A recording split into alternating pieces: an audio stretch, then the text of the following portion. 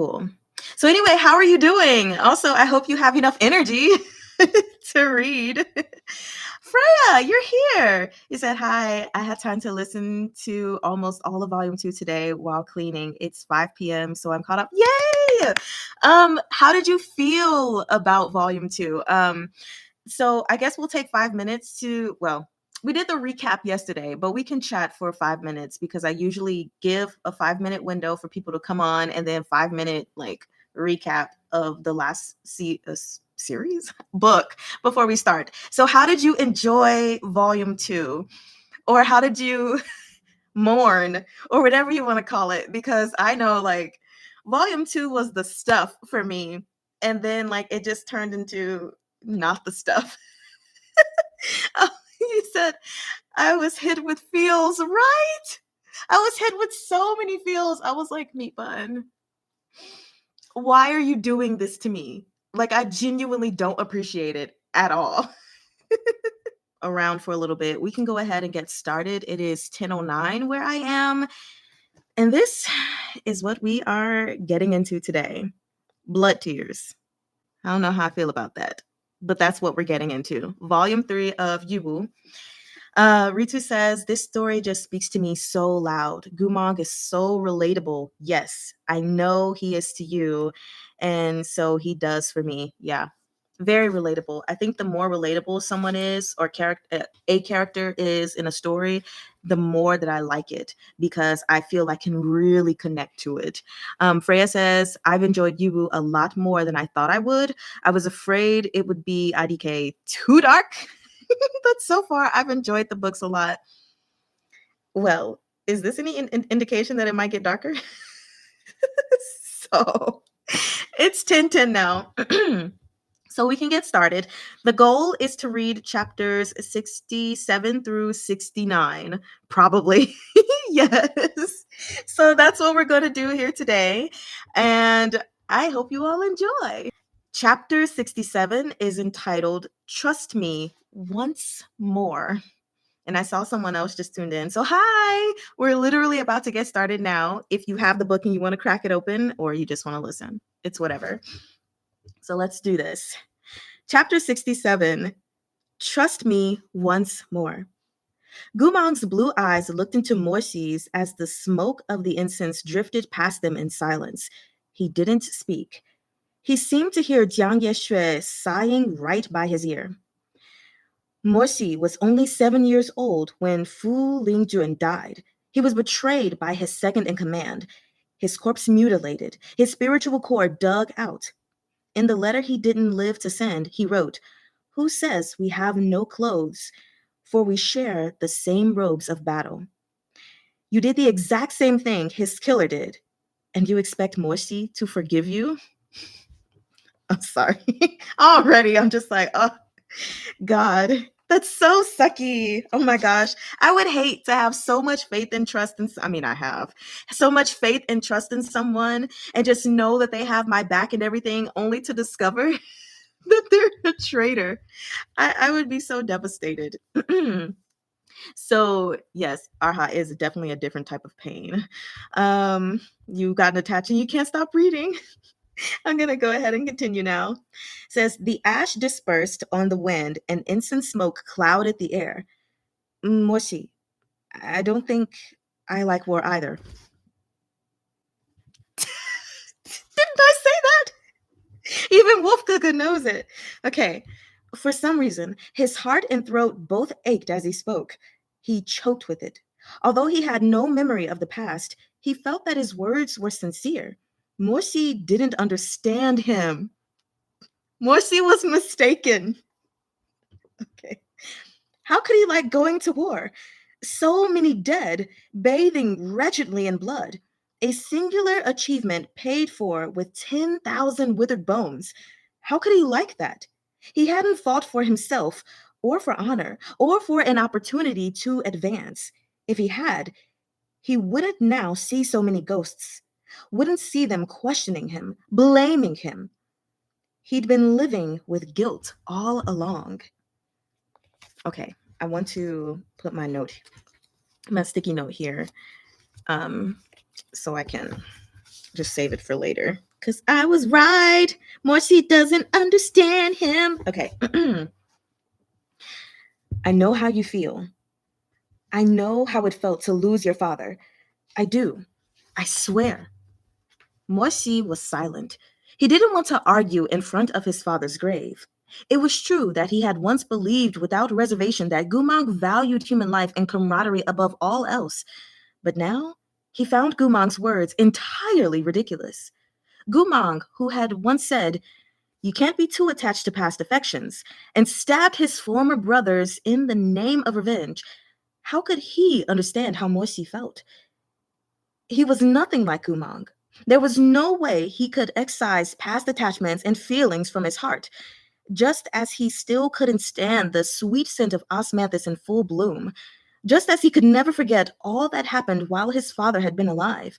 Despite how young he'd been, he could close his eyes whenever he wanted and be met with scenes from the past. Mo Qingchi standing under the osmanthus tree, his silhouette tall and upright. Morsi couldn't even bear to handle his own weapon. Despite the passage of years, he could never forget the question he had once asked his father. "Papa, what's your weapon made of?" It was like a curse. As Morsi looked at the golden strings of characters that read, Fu Lingjuan, Mo Qing Chi, may his valiant soul rest in eternal peace, he could picture every single plant in the Moor Manor's back garden without effort. He remembered the promise his father had made to him. Morsi closed his eyes. You can't understand me. At the age of 7, he had learned what the fires of war meant. That understanding came at the cruelest price, his father's life. The child Morsi had been was tender and immature. He hadn't understood what battle entailed. He only thought it ferocious and found the thrill and vengeance of fighting terribly attractive. He badgered his father constantly with questions about weapons. He liked how his father looked in military uniform, stately and commanding, imposing and impressive. He liked when his father rushed to the battlefield. In his heart, his papa couldn't lose.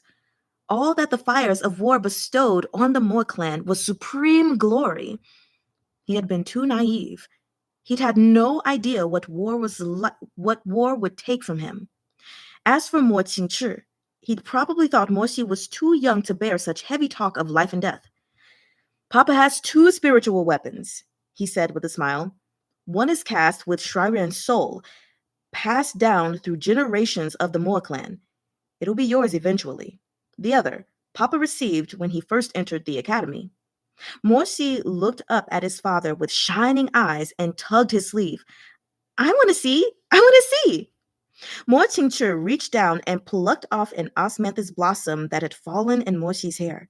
Smiling, he raised his hand, palm up. Xiaoyue, come. A beam of golden light rose in the center of his palm. Flecks of brilliance coalesced into the shape of a sperm whale that swam with leisurely strokes around the tree. It flicked its tail, and osmanthus flowers rained down across the courtyard. The little boy stood at his father's side, his dark eyes wide in wonder as he watched. Weapon transformation. At Mo Qingchi's command, the spiritual form of the sperm whale transformed at once into a golden shield. Mo Qingchi grasped the shield and smiled down at his son. Xiaoyue is cast from the spiritual core of a whale that had become a spirit. Once transformed into a weapon, it becomes a shield. This is Papa's second weapon. Back then, Morsi had burned with admiration and curiosity. He very carefully reached out to touch the shield. Are all cultivators' weapons made from spiritual forms? Just about, Mortinger chuckled. Bronze and iron weapons often can't handle the flow of spiritual energy, nor can they be summoned at will, so they have to be carried around with you. That's why most people don't choose weapons made from common metals. This explanation was a little over Morshi's head. Blinking in confusion, he looked at the shield again. Papa, will I have one too? You're the only son of the Moor clan. You'll enter the Cultivation Academy soon, so of course you'll get one too. Morsi's spirits instantly soared. He was filled with the naive fearlessness of youth. He felt yet and I'm sorry, he yet felt no reverence for arms or mortality. He only thought that having a weapon was something amazing. In the future, he wanted to be just like his papa, fighting on the frontiers astride a splendid warhorse. Having never experienced eternal separation, he ignorantly and impetuously believed that he would adore such a blood soaked career. To let loose an arrow that pierced the storm, to surrender his life on the fields of slaughter. What a heroic daydream that had been. Morsi couldn't help but touch his father's shield, his eyes sparkling. Then what will mine be? Will I have a big fish like Papa? Mortimer bent until he and his son were nearly eye to eye. He smiled as he patted Morsi's soft black hair. The elders at the academy will set you a trial. During it, you'll summon a holy weapon that fits your soul best. You might get a big fish just like your papa, or it could be something else. It could be anything, from magical flora to spiritual fauna. I'll get it as soon as I enter the academy? Pretty much, Mortimer smiled. Then let's go to the Cultivation Academy. Morsi tugged on his father's sleeve, eyes wide. Can we go tomorrow? Not tomorrow, Mortimer laughed and explained patiently. You'll have to wait till you're 7 at least. The academy doesn't take students any younger. Once you turn 7, Papa will ask His Imperial Majesty to admit you into the academy, and then you can undergo a trial. Then our fireball will be a real little cultivator. Morsi, all unknowing, had grinned. Then something seemed to occur to him. He asked hesitantly, mm, Papa? Hmm? Is the trial hard? What if I can't pass and they send me home? After all, it was only natural for such a small child to be nervous. Don't worry, Mortimer smiled. Even a fool would be able to pass the trial. You'd have no trouble even if you took it with your eyes closed. You have nothing to fear at all. He smacked his own forehead. Right. A Shixiong or Shijie will accompany you. If you encounter any challenges, they'll help. Hearing that, Morsi relaxed. He'd absorbed his father's words raptly, as though he wanted to grow up as fast as possible and receive his own weapon. Papa had promised him there once. Papa had promised to take him there once he was 7. So from that day on, Morsi counted the days until his 7th birthday in eager anticipation. He diligently marked off each passing day in a Chonghua calendar before he went to sleep at night. With every stroke of the brush, it seemed he was nearing his dream of becoming a powerful war god. He liked battle, and he couldn't wait to get his weapon, to dedicate himself to learning cultivation, to grow up and fight shoulder to shoulder with his father. How thrilling would that be? Okay, I think that's a good moment to take like a small break. I'm looking for my water. Oh, gotta make sure I'm still drinking, and I'm gonna read your comments. So let's see. Is that I never reread the same book after finishing it. I did with you because I couldn't wait for Mari to read volume 2. um, I used to think that I wasn't a rereader, but I'm finding that as long as I love the story enough, I'll probably reread it. But now since people are doing, YouTube channels where they're reading books, and even myself, I might just like listen in that form of reading.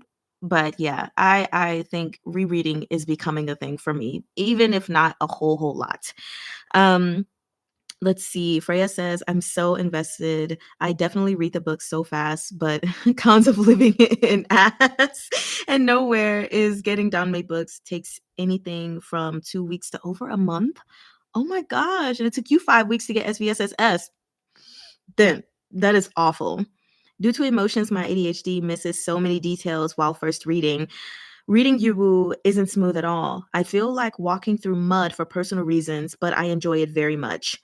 So that is actually something that I tend to struggle with as well sometimes too when it comes to reading for the channels is reading out loud. It actually takes a bit away from my absorbency of the information. So it's really helpful for me when I go back and listen, to make sure there are no errors or weird sounds that happen in the recordings, because then I'm like, okay, now I can get the information a little bit better, which helps me make my videos in the end when I'm like, my overall likes for this or for that. So I definitely feel that. But yeah, so just really quickly, I'm glad that we're going through this little memory right here, but I think it's awful for Morsi to say that Gumong doesn't understand him just because he hasn't experienced the exact same thing and because he turned traitor. Like, humans are complex. And understanding is not the same thing as feeling, or basically empathy is not the same thing as sympathy. So he can have empathy and not sympathy, or he could have sympathy because he's been through something that's not the exact same but evokes the same emotion.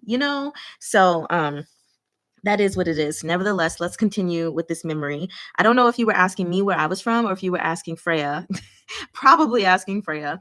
But I'm from St. Louis, Missouri, in the United States. I pretty much grew up there, but then I went to college in Kentucky, and now I'm living in Georgia and have been in Georgia 30 minutes south of Atlanta for like 7 years. Whew. Yeah. So let's get back to the reading, okay?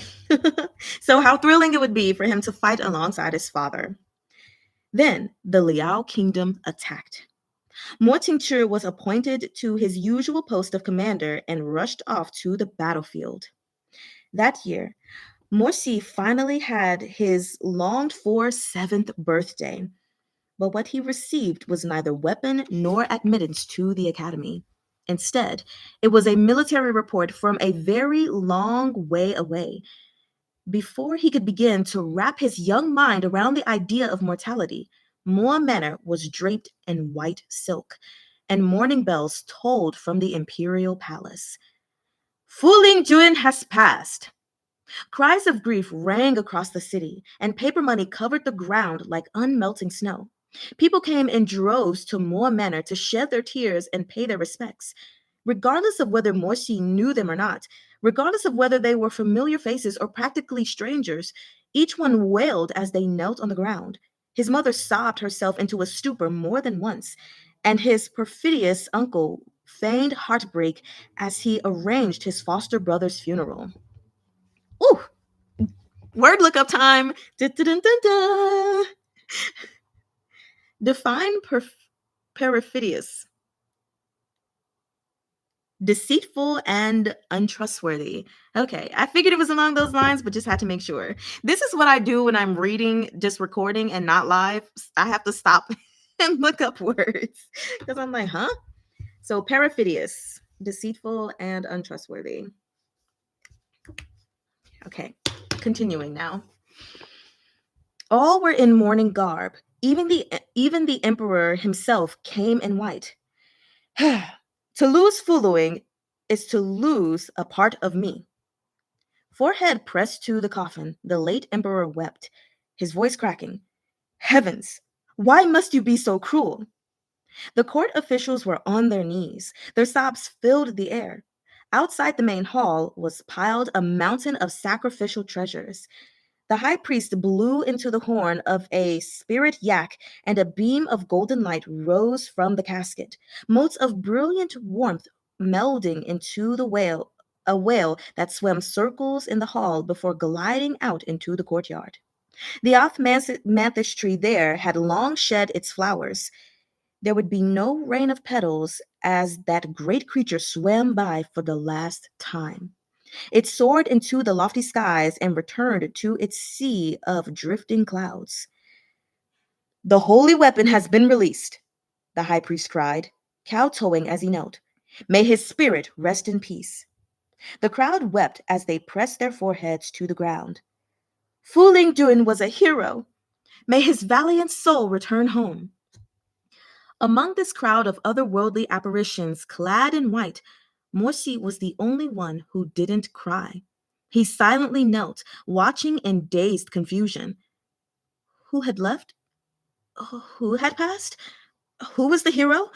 Who had become a valiant soul? What did hero mean exactly? Growing up, he had often heard that word, but with his father's death, it was suddenly horribly foreign. This word, which had once seemed so dazzling, the battlefield he had endlessly yearned for, what were they? Really? May his valiant soul return home. May his spirit rest in peace. No, no. Morsi's body shook. He didn't want any valiant deeds. He didn't want his father to be a hallowed hero.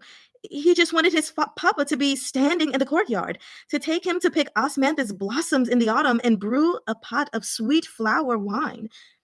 He just wanted his papa to return, to come back and take his hand, to lean down and say cheerfully, Little Fireball, you're 7 years old, so papa will take you to the academy. Be good and learn diligently from the elders. At that thought, he almost seemed to see his papa standing in the doorway, turning his head to smile at him.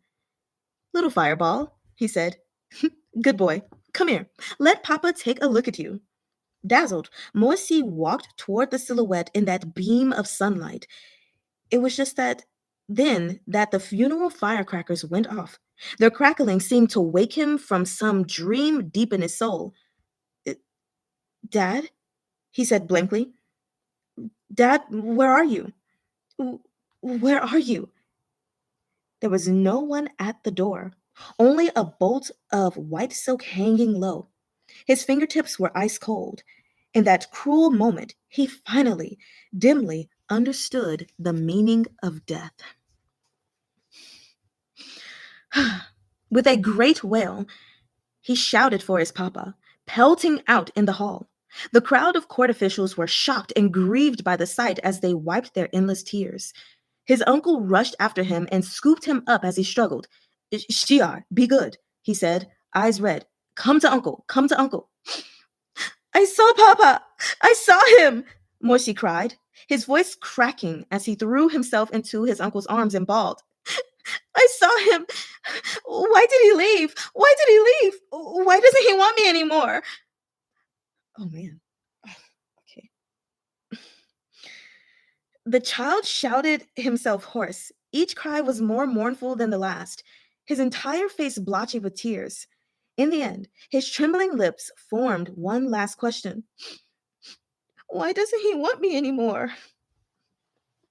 Oh my God. That's so sad. Oh my gosh, that is so sad. Because how else would a child interpret their parent leaving and never coming back? Oh my God.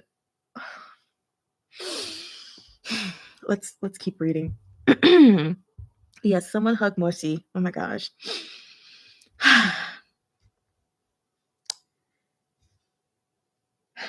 Okay, sorry, you guys. That was the year he turned 7. The year he had yearned for with his papa.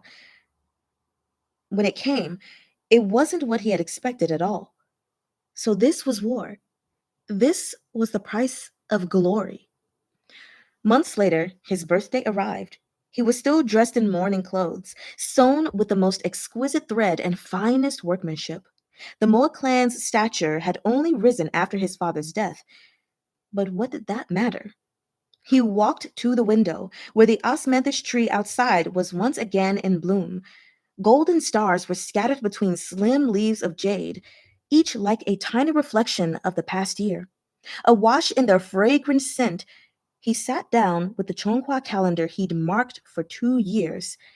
A thick layer of dust had accumulated on it. His own voice from years past seemed to echo in his ears. How many days are left until my 7th birthday? Back then, Mo Tincture had patted Morsi's head with a large palm. There's no rush. But I'm in a big rush, Papa, Morsi grumbled. I really want to skip these 2 years and wake up when I'm 7. That's adorable. Mo Tincture burst into laughter. The sound at first vivid, then muffled, then gradually subsumed in the soft rustle of the leaves outside. Back then, Morsi had known what the future would hold. He only felt that those 2 years would be so very long and boring. He wanted to get through them as quickly as possible so he could turn 7 and take one step closer to the battlefield he yearned for. He had no way of knowing that those 2 years he rushed through were the last with his papa. And afterward, no matter how deep his regret, no matter how thoughtful or sensible he became, he couldn't go back. He could never relive those last 700 days, the days he had resented and wished to discard. He hugged that big calendar. Its reckoning forever paused at the 16th lunar New Year's Eve of the era, the day they'd received the battle report.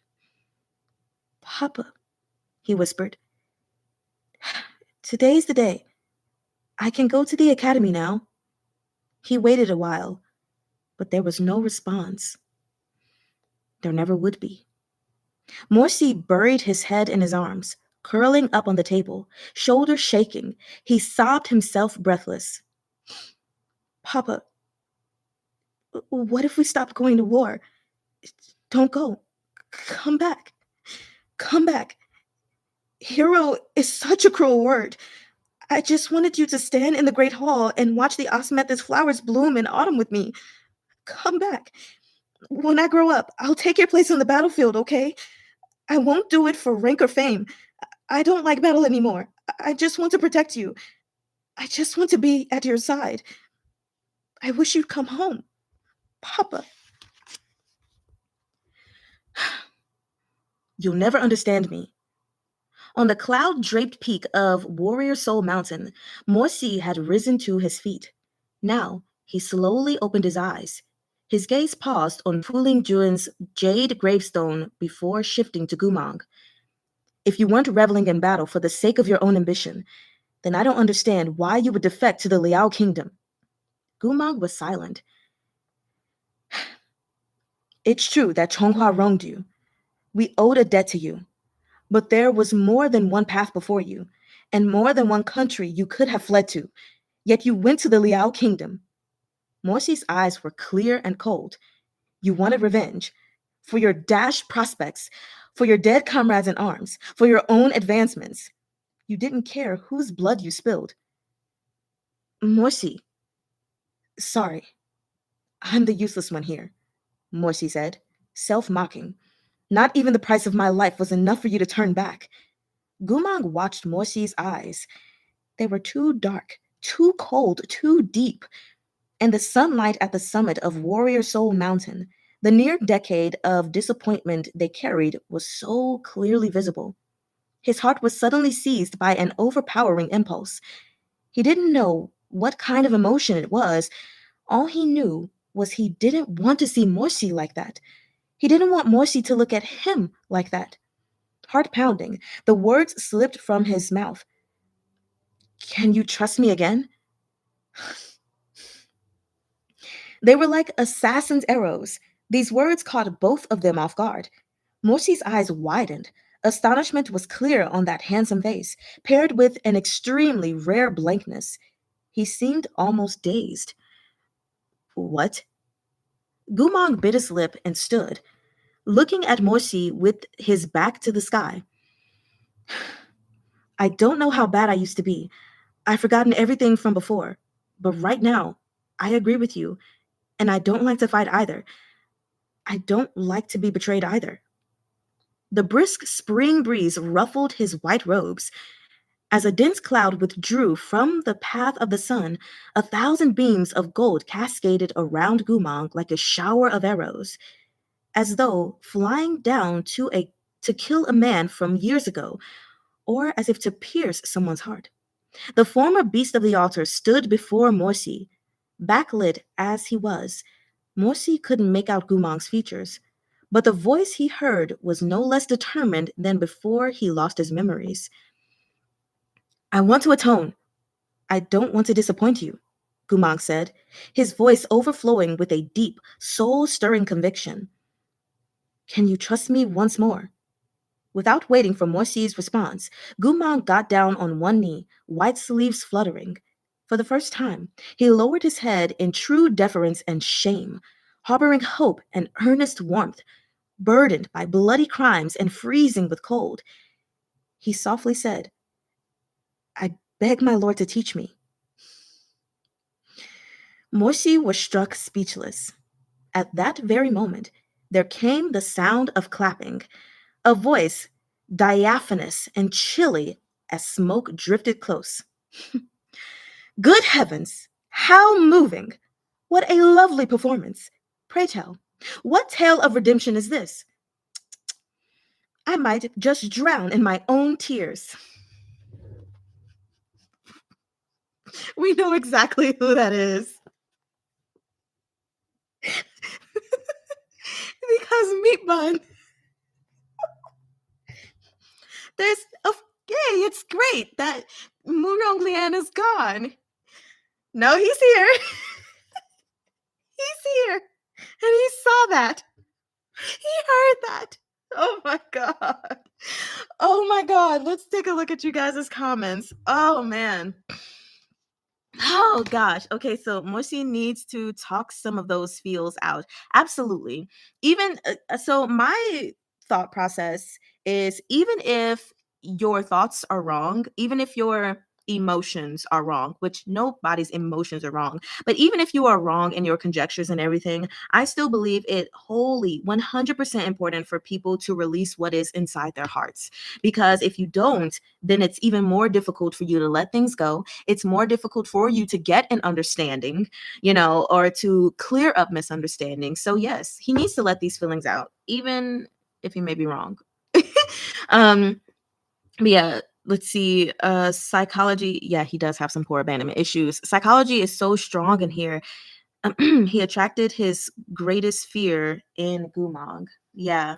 Oh my gosh, that's one thing I really love about Meatbun is she really pulls a lot of psychological aspects into her story. Not to say that other writers don't, but when it comes to like raw emotions, she does a great job at, looking at the human heart and the many facets of it and how it works.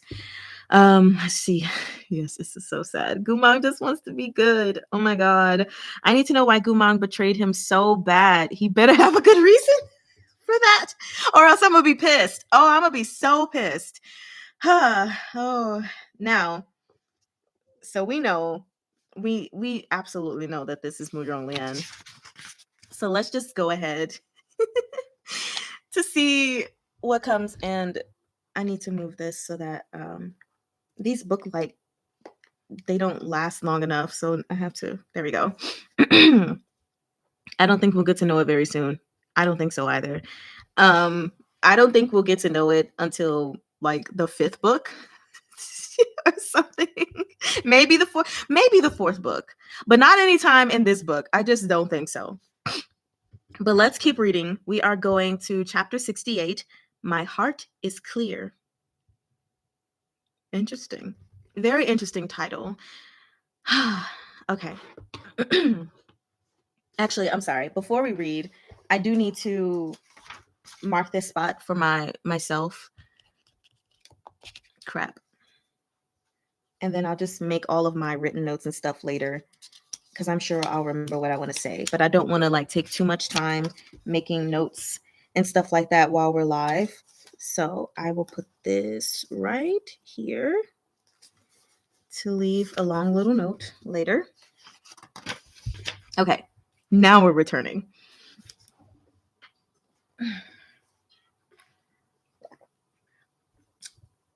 Chapter 68, My Heart is Clear. The two of them turned to see Mu Ronglian saunter out of the shadows, white clothes aflutter and pipe in hand. Were you even smoking at the at the gravestone? Okay. In addition to the gravestones at the mountain summit, there were also 8 jade statues, each as tall as 10 men, carved in the likeness of the 7 souvenirs and one extraordinary gouacher since Chonghua's founding. Mudong Lian had been skulking behind one of these sculptures without attracting the notice of either Morsi or Gumang. Morsi glared at Mudong Lian. Wang Shujun, do you really have nothing better to do? He asked flatly. This lord came to pay respects to my late father. Afterward, I found myself wanting to gaze upon this majestic scenery while I contemplated the ephemeral nature of life. Thus, I paused here to admire the mountains, the rivers, and the drifting clouds. Muzhong Lian narrowed his eyes and took a drag on his pipe. He slowly exhaled. Does Shihe Juan think I would listen to such a ridiculous conversation otherwise? I want to atone, he snickered. I'm going to laugh myself sick. He stepped onto the jade plank path, one spotless white silk shoe after another, and strode over to Moshi and Gumong. His gaze was full of undisguised malice as he looked Gumong up and down. Sweetheart, don't you know what kind of trash you were? Stop. Oh my God. Gumong's serenity was infuriating. I know, he said. I am a traitor. Muzhong Lian blew a ring of smoke and scoffed, sneering, unchanging. Oh, so you do know. I thought after living it up at Shihe Manor for so long, you might have forgotten your place and your status. With a single long stride, Morsi stepped between Muzhong Lian and Gumong, his face impassive as ever. Muzhong Lian, know your bounds.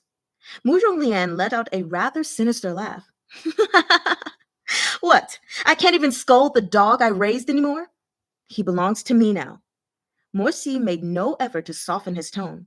Muzhong Lian's facade of indifference, thin as a cicada's wing, slothed away in an instant. 1 second. I've seen this word before, but that got me. Hold on a second. SLOUGH. I want to make sure I'm saying it correctly. Slough. Slough. Shed or remove. Okay, slough. Anyway. Muzhong Lian's facade of indifference, thin as a cicada's wing, sloughed away in an instant. You don't have to say it. I can tell you think he belongs here. Only the people of Chonghua may bow at the graves of our heroes buried on Warrior Soul Mountain. Muzhong Lian swooped in close to Morsi, eyes glinting and teeth gritted. So, Shihe Juan, tell me the truth. You still see him as your brother, don't you? If we are to fraternize with our enemies, so why don't we roll out a red carpet and invite the King of Liao to tour the tombs of our fallen heroes while we toss flowers and light firecrackers? Morsi had ignored Muzhong Lian's jibes, but Gumang spoke up. I came to apologize. Muzhong Lian looked as if he'd heard a brilliant joke. Apologize? Gumang thought he hadn't explained himself clearly enough. I came to apologize to them. He turned to look at the lofty gravestones, to apologize for my crimes. This time, Muzhong Lian really did burst out laughing. The tassels on his pipe swayed with his cackling, each guffaw louder than the one before.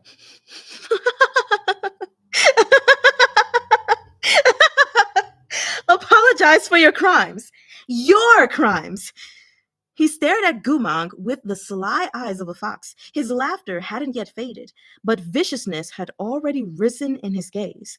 The overlapping mirth and malice made his pale face seem extraordinarily malevolent. How will you apologize? How can you apologize? Don't make yourself ridiculous, Gumang. Do you think stumbling to your knees at the grave of Morsi's father, bowing once or twice, and burning some paper counts as apologizing? Chonghua's heroes can't bear such an insult. Muzhong Lian, Morsi snapped. What? Are others not allowed to speak to him? I can't even berate him a little? Muzhong Lian spun around to glare at Morsi. Little fireball, we both lost our fathers young. How deficient Wangshu Manor must be in your eyes, that you dare order me around like this. Your old man and mine are both lying on this mountain. Maybe you don't mind that he's here, but I do, as is my right. Muzhong Lian jabbed a vicious finger in Gumang's direction. Look at him! How can he speak of apology with that carefree expression? Without warning, Gumang walked right up to Muzhong Lian, stepping around Morsi. I didn't say that was my apology. I'm not smart, but I know that's far from enough. Bullshit! Muzhong Lian snapped. You're not dumb, no. You're far too clever. You pretended to be obedient and resigned at Luomei Pavilion. But now that you're in our General Mo's hands, You start faking remorse and come here to burn a few sheets of paper for sympathy. Gumang, are the spirits of Chongqua's valiant martyrs so cheap? Do you think a couple sheets of paper money can write off your sins? Do you think all descendants of Chongqua's heroes are as easily appeased as your Shihajun? Gumang looked at him, gaze unfaltering. I don't.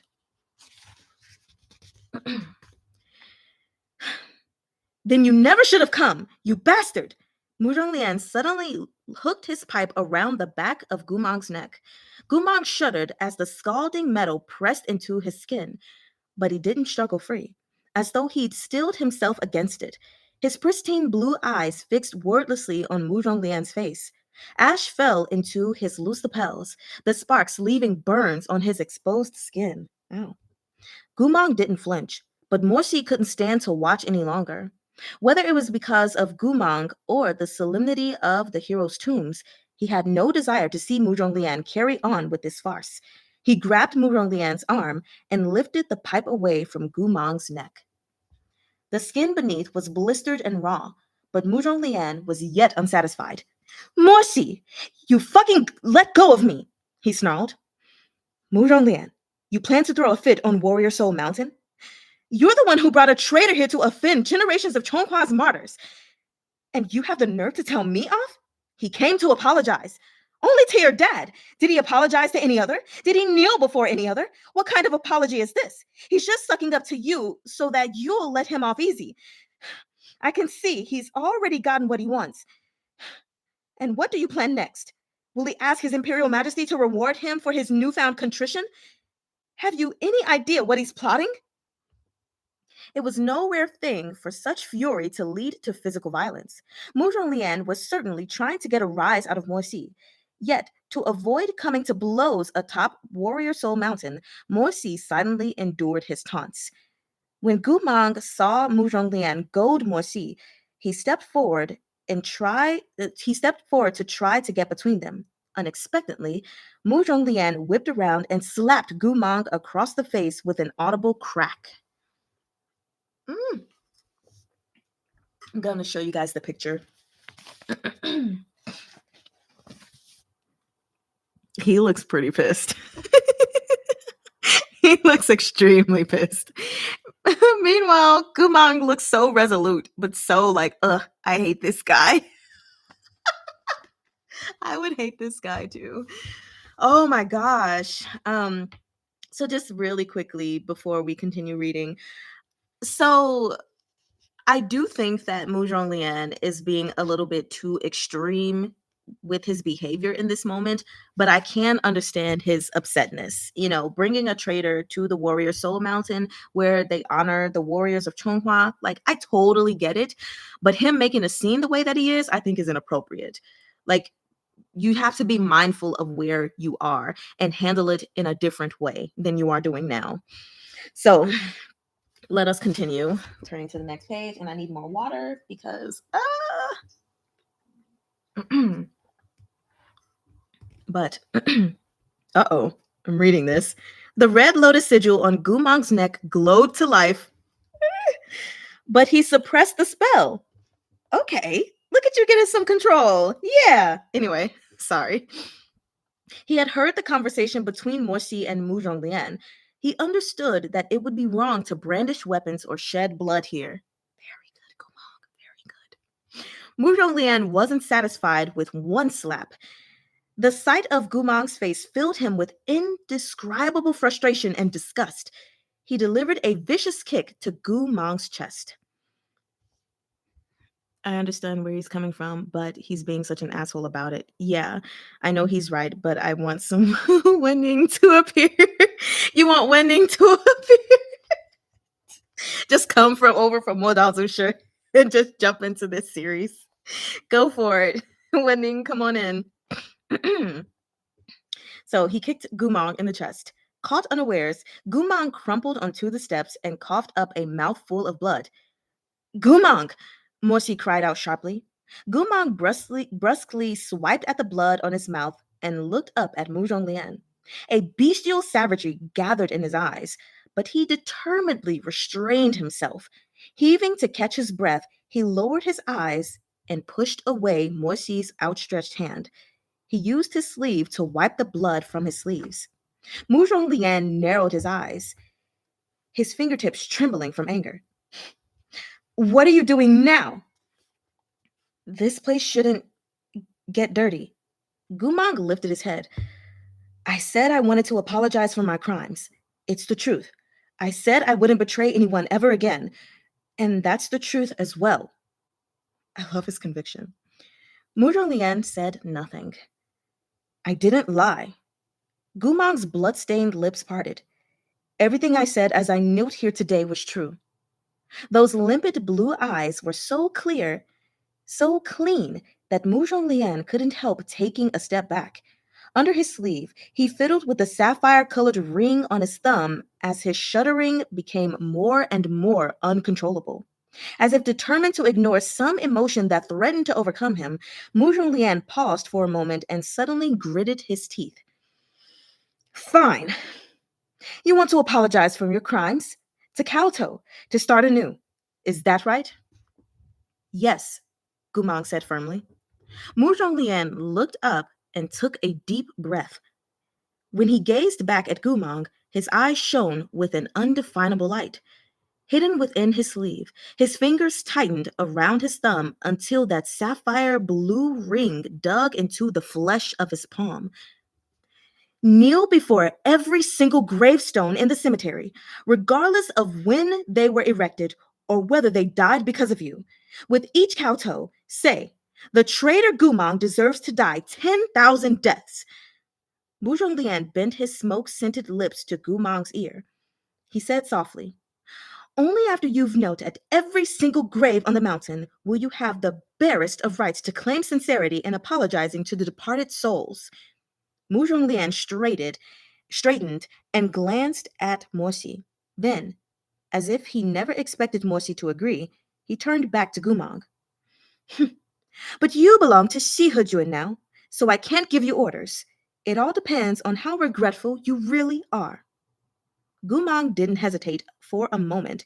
He got to his feet, the brilliant sunlight illuminating the reddened skin of his cheek and the blood staining the corner of his mouth. I'll do it. This is a thought I'm reading. I said I meant it. Once I've decided on something, I'll never turn back. My God. Hello, Anne. Welcome. Nice to see you. Lanjan could work too. Lanjan, Wenning, shoot, even Wei Wuxian. Somebody come help. It's nice to see you, Anne. Oh, God. So, oh my gosh, just really quickly, you know what? I'm not even mad about what Mu Zhonglian proposed here. I actually think it's very fitting in a way. It's harsh, but I think it's fitting because yeah, you can't just like say a generic apology and be like, I'm sorry, I turned traitor and had thousands of people killed and caused many people to lose their family members. So I'm not mad at Mu Zhonglian saying bow to every gravestone, you know. Just the whole scene vibe gives me Wang Xian and Jiang Cheng argument after they were paying respects to Jiang Cheng parents at the end of the story. Yeah, but the crazy part about that though is that wasn't even Wei Wuxian's fault. Honestly, like that stuff, that was just going to happen anyway because of how the Wen clan was, and then knowing that how Jiang Cheng's family was, his mother, she didn't want to submit. They could have submitted, everything would everything probably would have been fine. So, he placed the blame on the wrong people. But anyway, like they came there to beat Wei Wuxian, but it wasn't really about Wei Wuxian. That was just like icing on the cake for them. But anyway, Anne said, just listening since beginning while doing chores. Yeah, I said in the beginning, I know sometimes people come on here and like they can't say hi or anything because they're doing stuff, but I see that you're there. So I'm happy. So now I'd love to hear you guys' opinion about him telling Gumang like kneel before every gravestone. What do you think? Because that's just my thought. But now I'm going to continue reading. once I figure out where the hell I left off. Oh, here I am. It was hard to gauge whether malice or shock was more prominent on Mu Zhonglian's face as Gu Mang's swift reply, or perhaps it was some secret feeling unfathomable to anyone but himself that lurked within his expression. This is why I want to learn more about Mu Zhonglian. I feel like he's not just cruel, like there's something else there. But we have a whole he's on the cover of book 5, so we'll figure out then, right? Mu Zhonglian's eyes flashed as he whispered, "You'd better not have second thoughts. There are tens of thousands of graves here. 3 full days and nights may not be enough to kneel to them all. Whether it's 4 days and 4 nights, or 10 days and 10 nights, I'll do it," Gumang replied. He turned to glance at Morsi. "I want to show my heart." Morsi's hands had long since clenched into fists, but he held his tongue. He knew Gumang too well, and he knew that look in his eyes. Blocking his way would be like barring a wild beast from blood. There was no way Gumang would obey. As long as you know. Furthermore, Mu Zhonglian wasn't wrong. Okay, so he agrees. Yeah. Even minor mistakes had their consequences. And the sins Gumang carried amounted to battlefields strewn with corpses and endless trails of blood. Still, Morsi murmured hoarsely, "Gumang, think it through carefully. Even if you do this, no one will forgive you. It doesn't matter if you kneel for 3 days and 3 nights or 10 days and 10 nights. Even if you die kowtowing on this mountain, you will be a criminal in Chonghua. Nothing will change." "I want to show my heart," Gumang repeated. Morsi felt as though a boulder had rammed into his chest. Hearing Gumang say these words a second time, he suddenly understood. Gumang had never imagined his crimes and betrayal would be written off. He had known long since that nothing of those could be erased. He just wanted to live differently. He just felt that the way he was had been wrong. He just wanted. Man. And that takes a new level of consciousness to apologize for the wrong you've done, knowing that it's not going to change anything, knowing that you're not going to be forgiven. That takes great self-awareness, but like compassion for others, knowing that you've wronged them. So good on Gumang for that. Anyway, after you see it, if you're willing to trust me, will you teach me what to do? This time, I don't want to walk the wrong path. God, Gumang! Morsi couldn't say a word. His heart ached so fiercely, he nearly crumbled to his knees. Braced against the cold mountain wind, his face was deathly pale, his blood like ice. He looked at Gumang's upturned face, so naive and ignorant. After a long pause, he heard someone speak in a voice so rough that he only realized belatedly that it was his own. "Don't be foolish, Gumang," he sighed. "There's no path forward for you." Gumang's eyes widened. Mu Zhonglian went pale. "Morsi, don't tell." But Morsi didn't listen. He felt as if his heart was being cut open and his throat was raw and bloody, but still he spoke, enunciating each word with such cold cruelty. "No path remains for you. His Imperial Majesty gave you the death sentence. The sole reason you're still breathing now is to keep you available for use in black magic experiments." "Morsi!" Mu Zhonglian shouted furiously. "Why are you telling him this? Are you crazy?" "What do you want? For him to atone for his whole heart, just so you can tell him on his dying day that all he did was useless?" Mu Zhonglian fell silent. Morsi turned back toward Gumang. "Since you want to do it, then I'll tell you the truth. It could be tomorrow or next year, but in the end, you will die. No matter what you do, you'll never earn a chance to start anew." Okay. Gumong said nothing.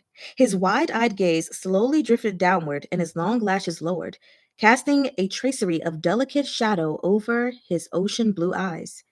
Just as Mudong Lian and Morsi both thought he would drop the matter, he said, I understand. The wind whistled past like the wailing of war drums, like the beep weeping of the dead. But it doesn't matter, Gumong continued. Even if I could start over again for just one day, I could live properly for just one day. I still think that would be the right thing to do. When he looked up, he resembled once more the passionate youth from the past who charged headlong into the face of death. I'll go as far as I can, said Gumong. If I die tomorrow, then I'll have been a good person for a day. If I die next year, then I'll have been a good person for a year. This is the last thing I can do. This is the last redemption I can ask for, after years of wandering lost. My God. I'm going to mark this really quickly. This plays so much. That's the end of the chapter, by the way. But this really aligns so much with how I feel in general about humanity and people who do wrong, no matter what the wrong is. I believe that everyone, needs to atone for their sins, whatever it is that they have done wrong to others. But I'm not so heartless that I believe a person never has the opportunity to be good, even if it is just for a day. And that doesn't mean that people have to forgive them. That doesn't mean that people have to accept that they've changed. You know, Asking for forgiveness and having a repentant heart has nothing to do with anyone else but that person. So even the most cruel people in the world, I'm not saying that I would like them or, wish them well or anything, but even the most cruel people in the world, they have the ability, they have the right to be good for even a day, even if no one accepts it. Just kind of like how repentance has nothing to do with anyone but oneself. It's the same thing with forgiveness. You forgiving someone is not for them. I mean, it can be in moments, but it's for you because you are the one who's holding on to the pain of, whatever they've done and stuff like that. So yeah, even the most cruel people who've done the worst things, they have that right. We all have the right to be good and to be evil. So let me read you guys this notes now that we finished a chapter. And before we move on to the last chapter, and I'm going to put the site on. There we go. So he said, Ritu said he's reasonable for once. Right. Muzhong Lian finally is on the right track. He just started out a little rough. Gumong doesn't even remember what he did and still wants to repent. Yeah. And I think that speaks volumes because who is willing to apologize for something that they don't even remember? you know but honestly, I could say even sometimes in life I do that, like between friends and family. Like if they're like, yeah, this one time you did this and it offended me, even if I don't remember it, I still apologize because I'm like, well, I mean, we can't remember every single thing in life that we've done, so I'd be like, oh, I'm so sorry. Like I won't do it again. I try not to.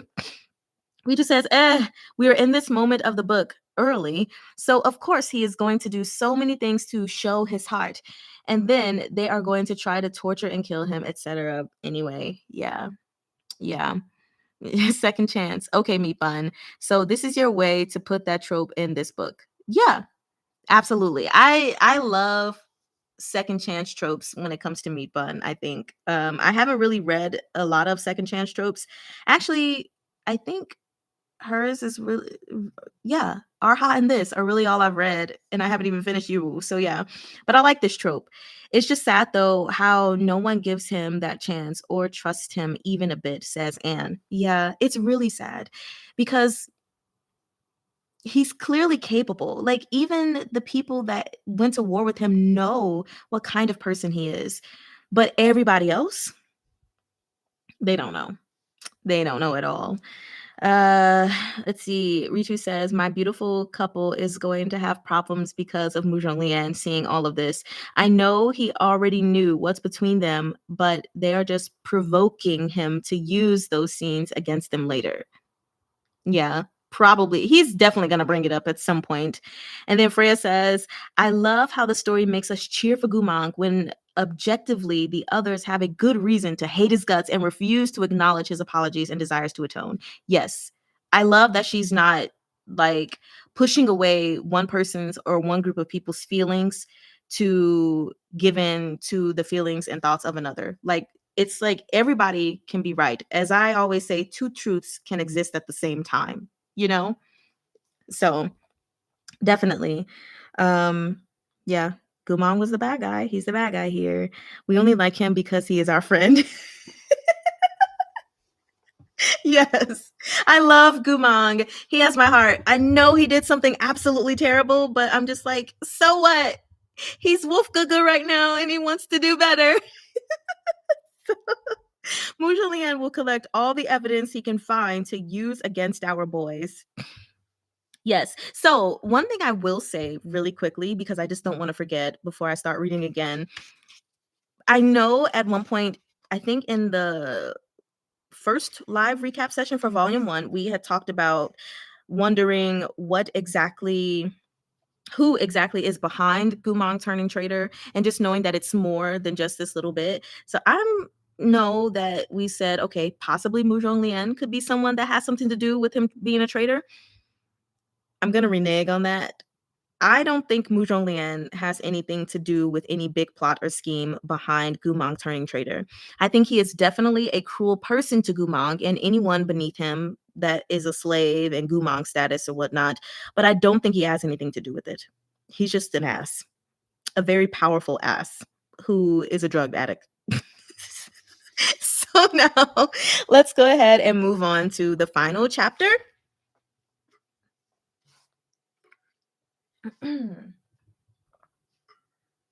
Alrighty. Chapter 69, Start Anew. And right, let's put this back on so I can see even better.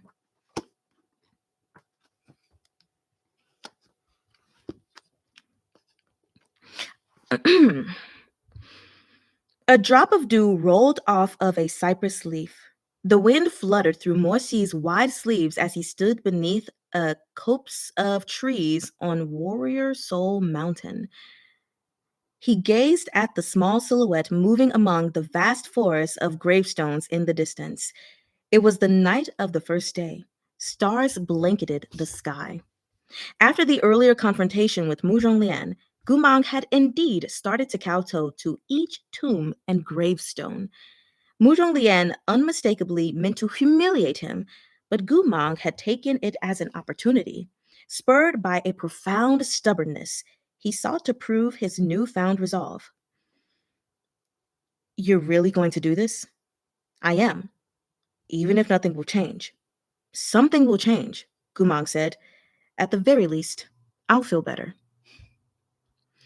In the end, Muzhong Lian knew that he'd gotten his way, while Morsi knew that Gumang had made his choice and wouldn't turn back.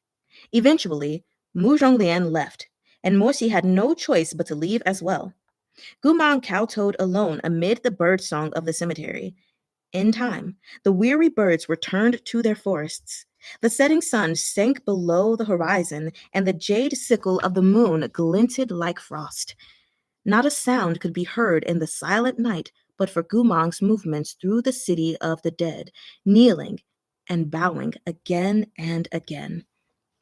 As time passed, Morsi couldn't dispel his uneasiness and made his way back to the peak of Warrior Soul Mountain alone. Revealing his presence would only create trouble, so he stood among the trees, watching that distant, white-robed figure. Gumang knelt the entire night, and Morsi watched until daybreak. When other mourners arrived after dawn to pay their respects, Morsi left silently. He was expected at morning court and couldn't stay staring at gravestones all day. Perhaps Muzhong Lian had fanned the flames of rumor. This matter of Gumang kowtowing at Warrior Soul Mountain seemed to have grown wings. By noon, the tale had spread throughout Chonghua's capital. So, and now everyone knows, oh my gosh, come on. What's that guy planning now? I heard he had a sudden epiphany and realized he'd done wrong, so he wants to apologize. Really? It better not be a trick.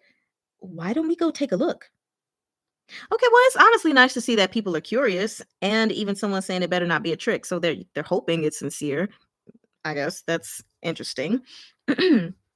Chonghua's high-ranking nobles didn't have so much free time on their hands that they could go pick a fight on Warrior Soul Mountain.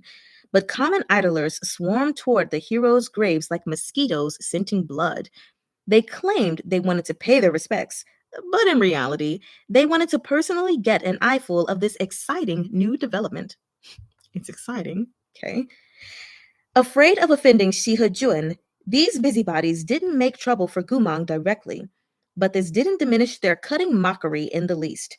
As Gumang knelt at each grave, the onlookers chattered to one another behind raised sleeves. He's really kneeling all proper. Back when he was taking clients at Wang Shu Juan's Luomei Pavilion, he wasn't anywhere close to this docile.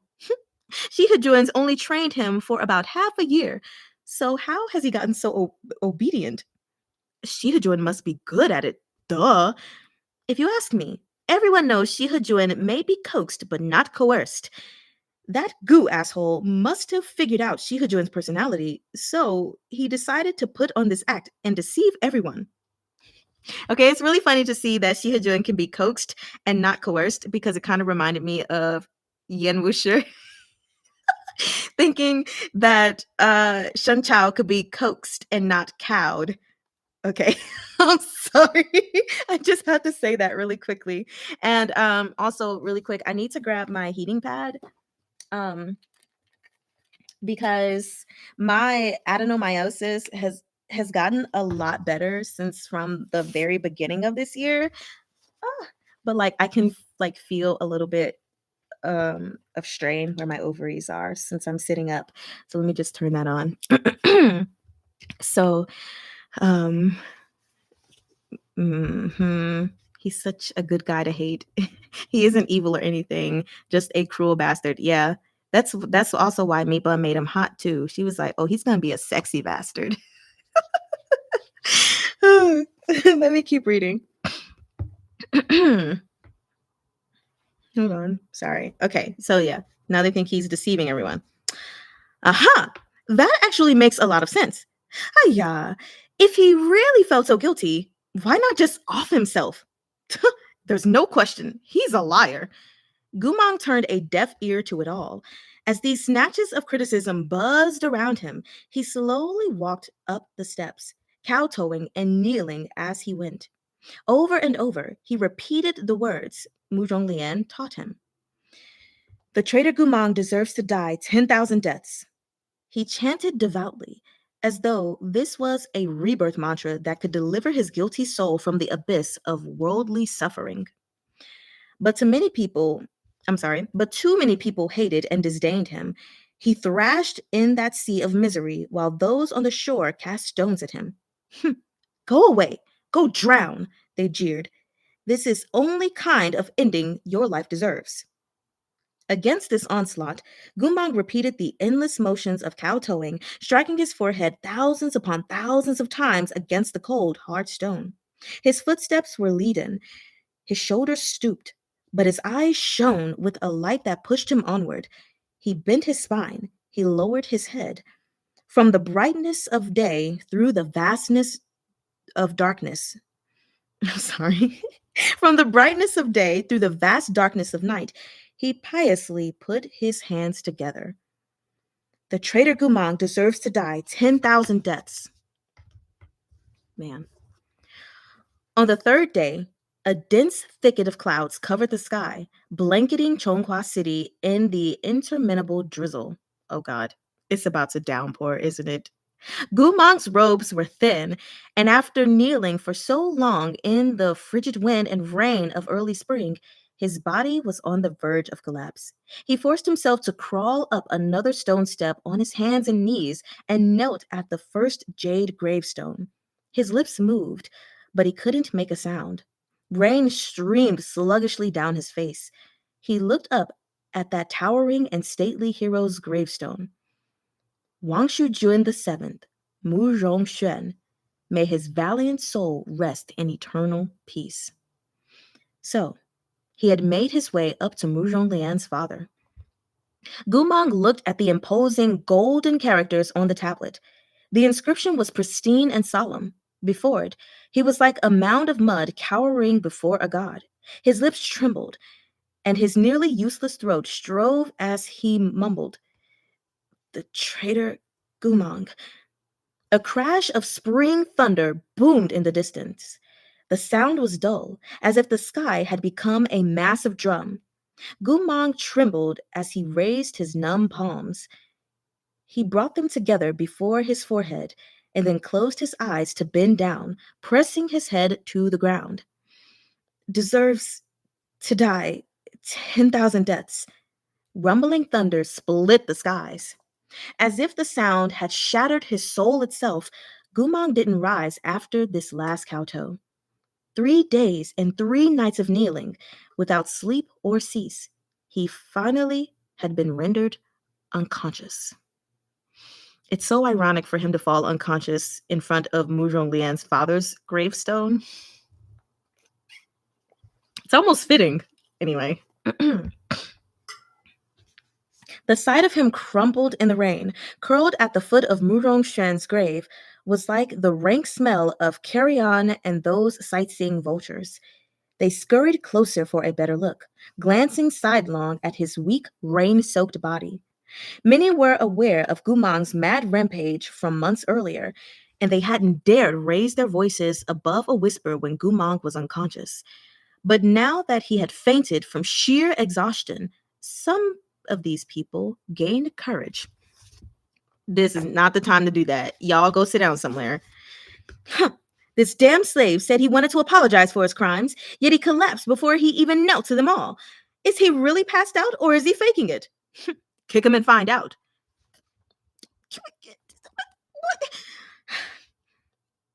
At that, someone walked over and kicked Gumang's pale face. When he didn't react, they shouted, "Ha! He's really knocked out." Noisy chatter spilled forth as if unleashed from a dam. "Huh! He's on Warrior Soul Mountain to kowtow, not to take a nap. Beat him!" Curiously, most of those gathered weren't sons of heroes or descendants of martyrs. The highborn nobles who had genuine blood debts with Gumang had better things to do than spend a day hauling themselves up a mountainside to gawk at him. They wanted only to see Gumang executed. If that was impossible, they would rather not see him at all and spare themselves the displeasure. And those who possessed true ability and power, such as Princess Mengzi, Jiang Fuli, Yue Juntian, or Mu Zhongquyi, well, nobles or powerful subjects at that level were even less likely to get mixed up in this mess. Right. Oh, dare he collapse? Like, is he a god? It's been 3 days and 3 nights. What do y'all expect? Like, I knew what you meant, girl. Okay. As the saying went, birds of a feather flocked together. Those who hiked all the way to see Gumang humiliated were alike in their craven shamelessness, and most were incompetent idlers. Of course, they're incompetent. None of their dead could be laid at Gumang's feet. Yet this group was far more outraged than the actual descendants of those deceased heroes in their passionate fight for justice. How dare they? In this world, people who fought for justice could largely be split into 2 types: those who acted out of righteousness and spoke up to redress wrongs, and those who acted out of boredom and stirred up naught but trouble. The group at Warrior Soul Mountain was no doubt the latter. But these idlers who had come to pick fights were not the only ones on the mountain. There were also those who came honestly to pay their respects to the deceased and had run into this scene by chance. In the midst of the chaos, a child's soft voice was raised, teary with sobs when she could no longer okay, tongue tie there. In the midst of the chaos, a child's soft voice was raised, teary with sobs she could no longer suppress. Aunties and uncles, can you stop hitting him? A large hand covered her mouth before she could finish her plea. The crowd turned, slightly panicked at the thought that this girl was some noble maiden who'd called out to stop them. But once they saw the speaker clearly, their panic disappeared faster than ripples in water and transformed into raw malice. Ha! Changfunjun? What kind of fits is your daughter having now? She wasn't. She was just asking her to stop.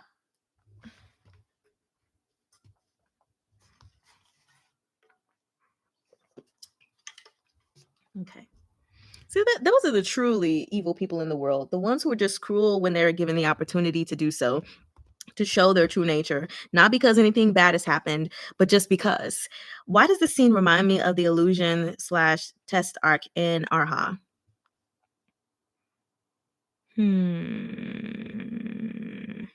I don't know. I'm like thinking back on it. I'm like, I don't know. I don't know. Okay, anyway, let me continue reading.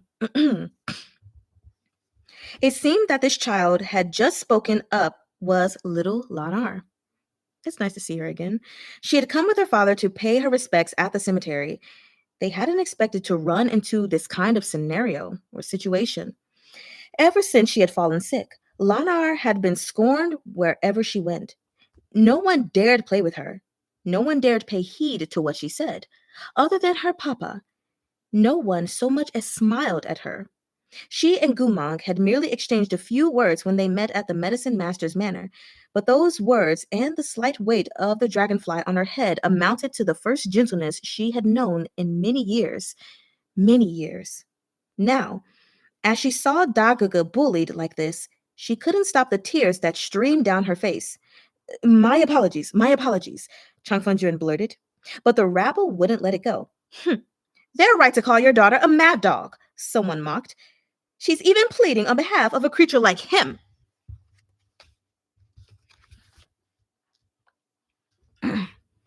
Control your daughter's filthy mouth. The only reason she still attends the academy is out of pity. If you don't watch yourself, sooner or later, her blighted core will be torn out. Someone else took a step further. Changfenjuan, surely your daughter's too young to be chasing after men. What's wrong? Did she take a fancy to this dog? Such filthy talk would have infuriated any normal father, but Changfenjuan could no longer be described as normal. He was a deer cornered at the edge of a cliff. Faced with these bloodthirsty predators, what could he do? It didn't matter if his anguish tore his heart to shreds and set his hands to shaking. He forced it all down. Even if the tendons in his neck protruded with rage, he had no choice but to laugh along and agree. No, you didn't have to laugh along and agree. They were right. Little Lanar couldn't afford any more missteps. Every day that went by, she risked expulsion and having her core pulled out. Changfenjuan bowed and apologized as he hurriedly scooped up his daughter and carried her away from this dangerous place. The moment he let go of Lanar's mouth outside the graveyard, the child burst into tears. Papa! She sobbed into his shoulders. What did that Dagaga do wrong? Changfenjuan stroked her hair. He committed a crime punishable by death, the crime of treason. Lanar, you need to watch what you say. There's no way to forgive him? His crimes are unpardonable. There's no chance he'll be forgiven. Lanar's tears rolled like beads coming off of a string. But... Her father carried her down the mountain path. She watched with her head on her father's shoulder as Gumang and that crowd of people faded into the distance. Young and naive as she was, she didn't know that Gumang had long ago lost his own parents. But the way he's being treated... Her voice hitched with sobs. If his parents saw, wouldn't they be sad? If his mama and papa could see, wouldn't they be sad? Little Lanar didn't know that Gumang had no mother or father. He had lost his family long ago. Then, later, his brothers. his army, his glory, and his reputation. He had nothing left but his own filth. There was no one left who would feel sorrow on his behalf, only those who would rejoice at his suffering. No one cared for Gumang. The only one who would stay by his side was shackled by destiny and status, a man who had long since lost the freedom to do as he wished. Let me see some comments really quick. Me relating to Shelly and Shanxiao Chuan characters would say the common people and so on. Meanwhile, common people. Right? He's like, this is what I'm fighting to save? Please. Oh my gosh. First, the common people depend on them for saving them. Yeah. And then later just turn 180. Yeah, I agree, Anne. It's like, what? And then Ritu says, humanity sealed the child's innocent heart. Yeah. Poor little girl. I feel so bad for her. It's nice to see her continued appearances. And so I'm wondering if we will, like, even if it's just a small side character plot thingy, I'm wondering if Meatbun will ever give us the opportunity to see her, like, mad heart illness cured or something, or just something better for her. I don't want her to die. Meatbun, don't let her die or something. Don't let her be beaten or her core be taken out. I'm just saying that. So if it's already in the plot, magically change it. Okay. Let us continue. Shihajun. In the hall of the Bureau of Military Affairs, Morsi had just finished his work and was preparing to once again leave the capital for Warrior Soul Mountain. For each of the past few days, when Gumang had been in the cemetery, Morsi had dealt with his military duties as quickly as possible before heading back to the copse of trees to keep an eye on Gumang from afar. But today, the attending official stopped him. What is it? There's been an urgent missive from the Eastern Frontier. His Imperial Majesty requests your presence in the throne room to discuss it this evening. Morsi paused halfway through pulling open his collar of his military uniform. The clever attending official noticed immediately. Does Shihajuan have other important matters to attend to? What's the situation at the Eastern Frontier? Yuan country fell to the Liao Kingdom's demonic magic and has amassed great numbers of ghost troops. 3 villages at the eastern frontier were massacred. Morsi refastened the collar with slender fingers. Oh no, I dropped my bookmarks. My sticky notes. Ugh. Sorry. Morsi refastened his collar with slender fingers. Tell His Imperial Majesty I will be at the throne room as soon as I sort through our records on ghost soldiers. Ghost soldiers? Reminiscent of Modao Sure. No, I'm kidding. Not really. Let's see. We'll await Shihajuan's arrival. Thus, the one in the throne room stayed awake all night, engaged in candle-lit discussion, while the one on Warrior Soul Mountain lay unconscious all night, with no one to care. On the dawn of the 4th day, Gumag awoke from his stupor. He blearily blinked his eyes open. The sky had cleared, and he was sprawled in a puddle. Oh my God. The azure expanse above him seemed so close, he could reach out and touch it. He stirred and sensed that new wounds had somehow appeared on his body, but he wasn't much alarmed. He rubbed at a lump on his head. Did he fall? Or was this from kowtowing? He couldn't figure it out, so he let it go. No, it's from you getting your butt whooped while you were unconscious. A dozen or so gravestones remained. That's good. He crawled upright and scooped a handful of water pooled in front of Mudong Shan's grave. Unbothered by its cleanliness, or lack thereof, he drank it slowly, then clambered forward on all fours to continue his penance. Like the sky clearing after the rain, like the sun shining through the clouds, he felt that the weight of his crimes might finally be lessened, ever so slightly. He bowed without pause, kneeling before all of those vengeful ghosts in his dreams, kowtowing to the past and present. Level by level, one jade step at a time, gravestone by gravestone, one deceased soul after another. You know, I just thought about something really quickly, is he's bowing to all of these soldiers and whatnot, but meanwhile, None of these soldiers are his comrades because they didn't get a proper burial. Just saying. Just saying. Not that he would, I mean, he didn't, I guess, betray his comrades that he fought in a war with, that he was trying to, get the emperor to give them burials, but they're not there. They're not honored. Let's continue. We have 1, 2, 4 pages left. Whew. Morsi arrived an hour later. He had worked through the night at the Bureau of Military Affairs, and his eyes were red after 2 nights without sleep. Why everybody just going without sleep?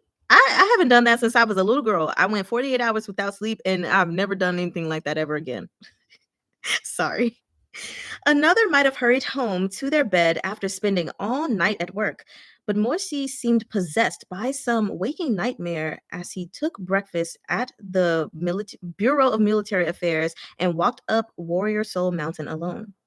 Gumang had already spent 4 days on his knees. 4 days and 4 nights without rest might have been nothing to the general Gu of the past. He had a singularly strong spiritual core, which was more than enough to keep him burning hot and bright like a torch. But all that remained for the Gumang of the present was a damaged body and a shattered soul. Still, he forced himself to endure the hardship. Morsi silently watched over Gumang from afar. He counted each grave for Gumang as he knelt. Here was the 9,161st plaque. The 9,162nd plaque. He was almost there. He was almost done. By noon, Gumang finally reached the gravestone of Morsi's father once again. He looked like a beggar who had rolled in mud, soaked in dirty water from head to toe.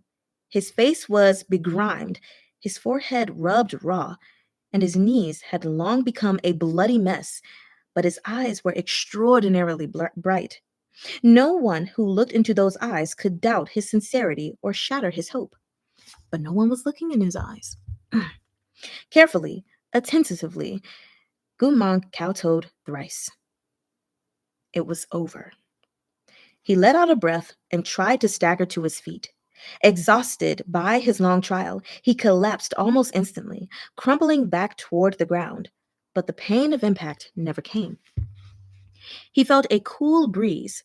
Someone was holding him. Someone had taken his filthy body into their arms. They had a faint scent about them, one that Gumang recognized. Honey and jasmine. Oh, I love the smell of jasmine. Sorry. Jasmine and gardenia. Beautiful smells. Okay. And though they tried valiantly to hide it, their hands were shaking. Gumang turned and caught sight of Morsi's face. Morsi had stood in the shadows all this time, enduring the torment of waiting with Gumang until he finished his apology. Once he'd been waiting so long. Let me go back and say that again. He'd been waiting for so long to help him up at the very end. Gumang looked at Morsi and then looked at the hand bracing his arm. Slowly, a smile that was nearly lighthearted spread across his dirty face. But as his eyes crinkled, hot tears sprang forth. Oh. Embarrassed, he wiped wildly at his face. He wanted to speak, but after repeating, "The traitor Gumang deserves to die 10,000 deaths," so many times, it was all he could do to swallow. He couldn't say anything else. He looked at Morsi, smiling and crying at the same time. Kus xiaobude. He felt so stupid. His broken brain was uselessly stuck, but he still urgently wanted to express himself. He tapped his own chest. Do you understand my heart now? I didn't lie to you. Every word came out clumsy. He tried his hardest to smile, but he couldn't stop the tears that fell freely. I didn't lie. Morsi said nothing. It was true, he said haltingly. This time, all of it is true.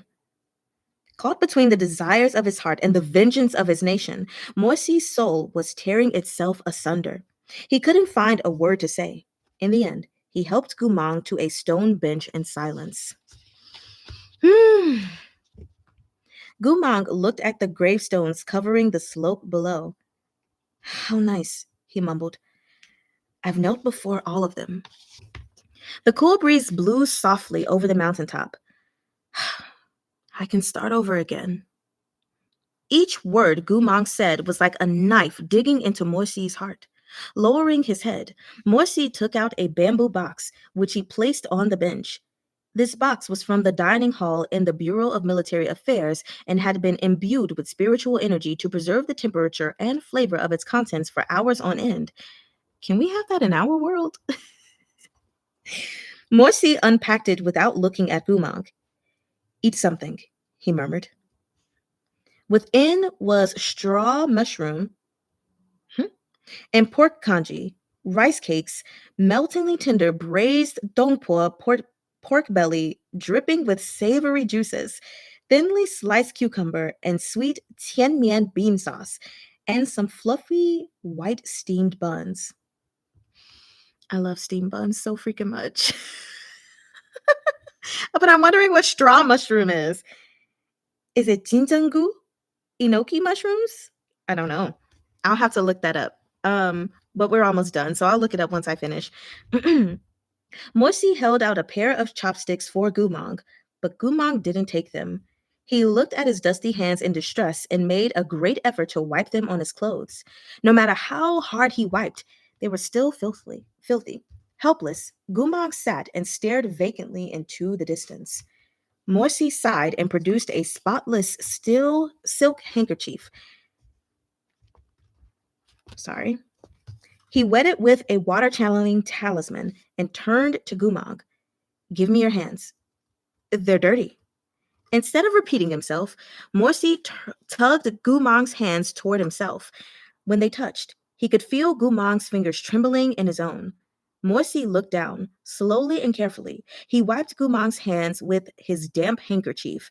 When he finished, those hands were clean, and his once spotless handkerchief was thoroughly dirtied.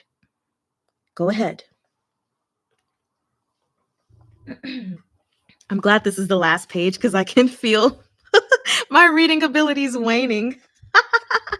Okay.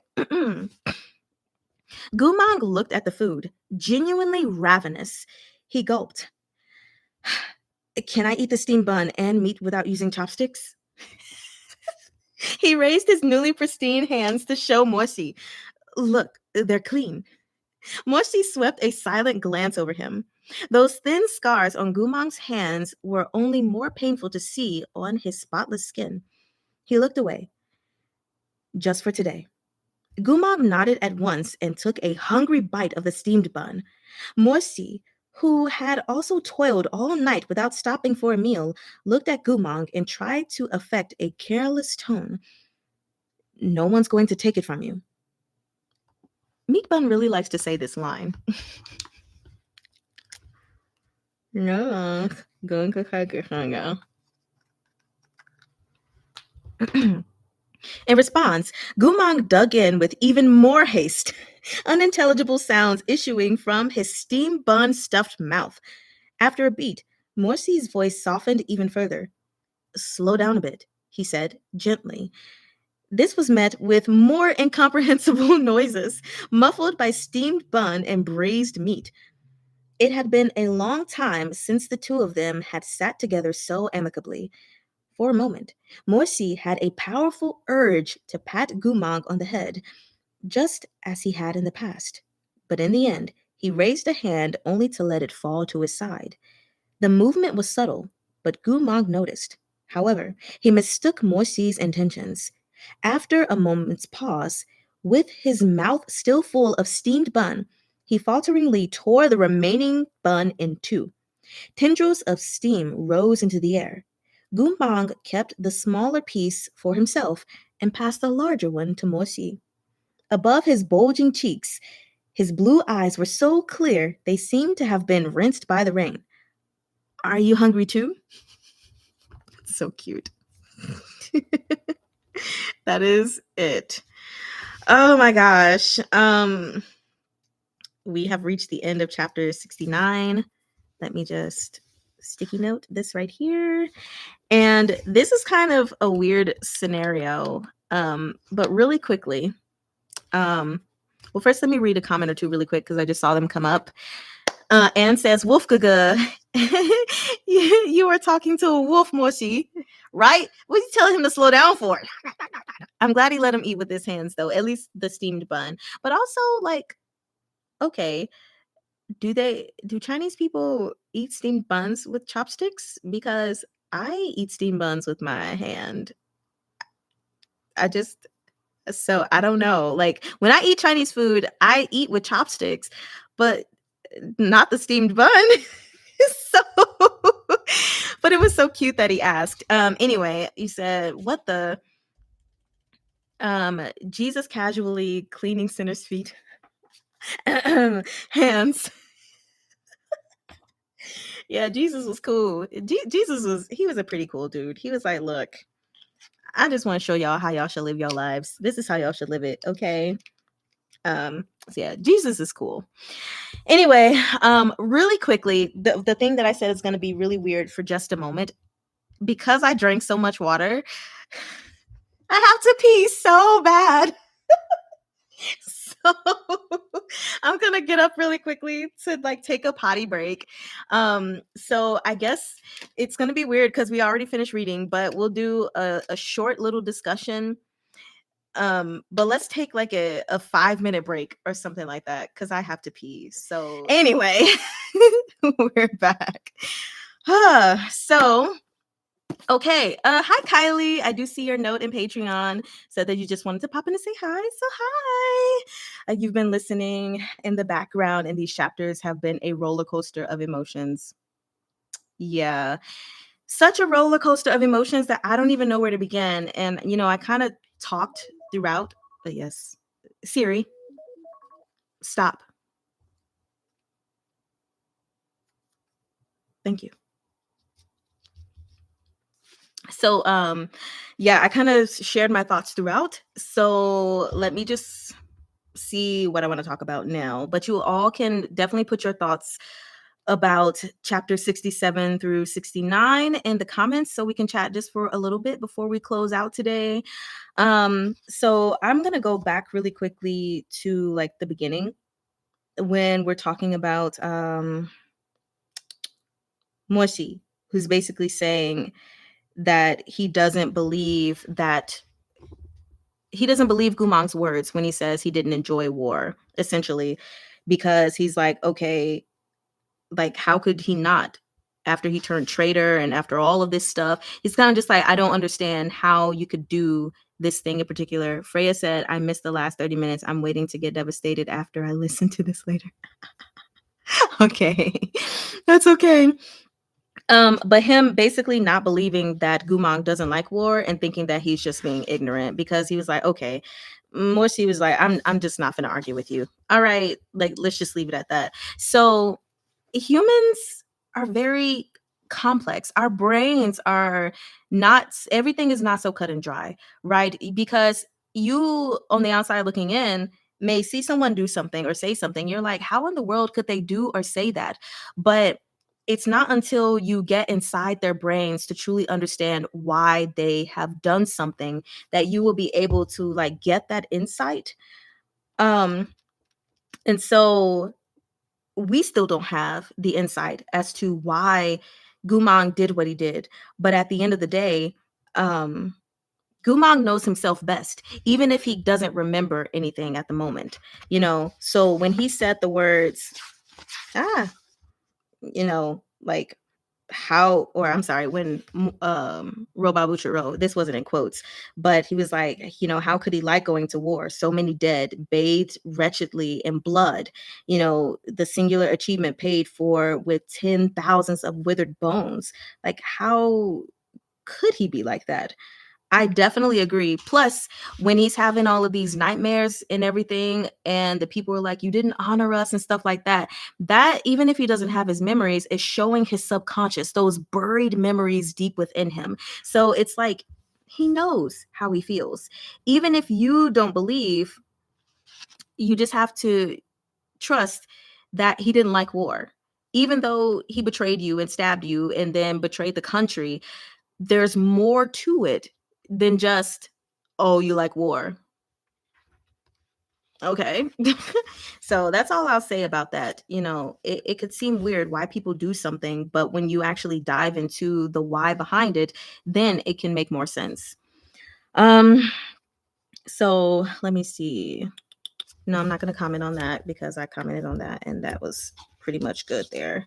I think we're actually pretty good as far as anything that I want to say, mostly because when I had thoughts, I just went ahead and shared them in here. But I'm just making sure one last time. Yeah. Yeah, I'm good. So the only thing is I I don't know where the story's going after this because this has kind of been like a moment over several chapters, even starting in the final chapter of volume 2. So it's kind of like we've come to a like if we were watching an episode or a movie, this would be the point where the screen goes black and then they come out into a new scene. We're doing something else. It's like, what do we do from here? I mean, obviously, he just asked Guma, Morsi if he's hungry, so which is so kind. So we'll see what happens. But I'm just curious as to what will happen next. The next chapter, just so you guys know, is called Guilt is Heavy Work. I don't like the sound of that. But I don't have anything else to say, so I'm not gonna just make up stuff. Maybe it's just this my brain is tired. I haven't been getting the proper amount of sleep. Oh my gosh. Which makes it even harder to read and like absorb the story better. But this has been fun. I'm glad to have people join because I genuinely thought I'd be talking to myself. But it's nice to see you all here. I do think that I've got to figure something out schedule wise for the second live for the month of for the first and second live for the month of September because I do go on vacation. I guess just so you all know, I go on vacation from the 22nd through the 29th. So during that time period, unless I'm able to read extra stuff, which I probably won't be because I start class again tomorrow, that'll be just like a week of no reading. Yeah, I'm going to Arizona, the Grand Canyon, and all that crap. So everything will need to be done before then. So I'm looking at possibly doing another live session for sure on the 20th. This is difficult. I'll have to figure this out because I have so much going on. Like I'm in a watercolor mentorship and this coming Saturday we have a feedback session from 12 to 2. So me trying to read to you all from 10 to 12 would be kind of cutting it close. You know what I mean? Um and then the week after that I have another watercolor weekend with my job. So we'll figure it out. Or maybe I can go live earlier on the 6th. Maybe I'll go live from 9:30 a.m. to 11:30 a.m. Eastern Standard Time.